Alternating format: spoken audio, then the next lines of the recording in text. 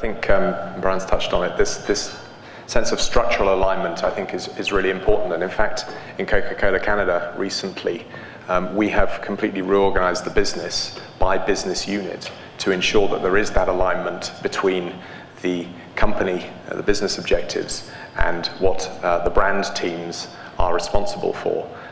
And so, as I said, that there is now a complete line of sight between the brand responsibilities and those of the organization.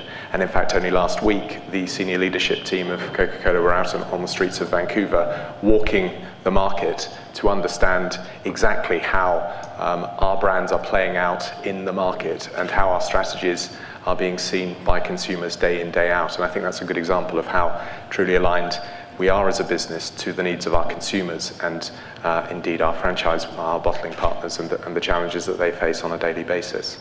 I think the other thing that I'd say is that it's the responsibility of every marketeer to ensure that they have communicated effectively how well their objectives and their behaviors on a daily basis are linked to the success of the business. Millward Brown recently republished, I believe, a study which showed that there is a direct correlation between a critical ratio that we use at Coke, which is share of voice divided by share of market, and growth. And what they proved was that over time, those companies and those brands that are over-investing versus their market share will come out of any turbulent time, or indeed any time, in better shape to enjoy growth. And I think, again, the challenge for all of us as marketeers is to ensure that the business understands that there is that correlation between what we do as a function and what the business can enjoy longer term.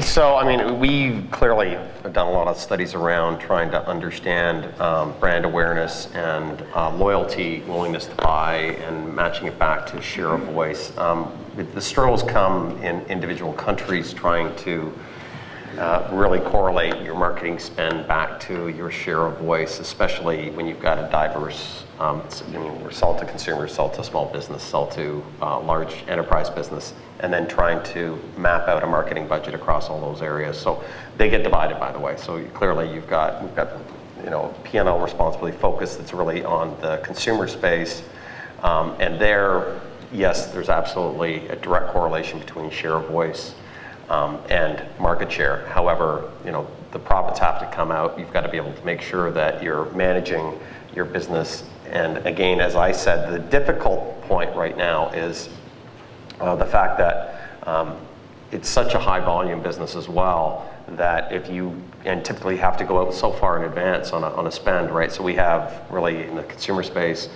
two really primary buying seasons, right? Which is back to school and Christmas. There are other points through the year, but those budgets are set so far in advance, then having the crystal ball to try and understand exactly what the volumes will be and getting it right. So we've been lucky, we've been right so far, but I will say that right now the current environment is that we are nervous about dialing up spend for the 09 back to school and 09 Christmas timeframe based on what we see right now. So yeah, it's not an easy one to figure out. Right.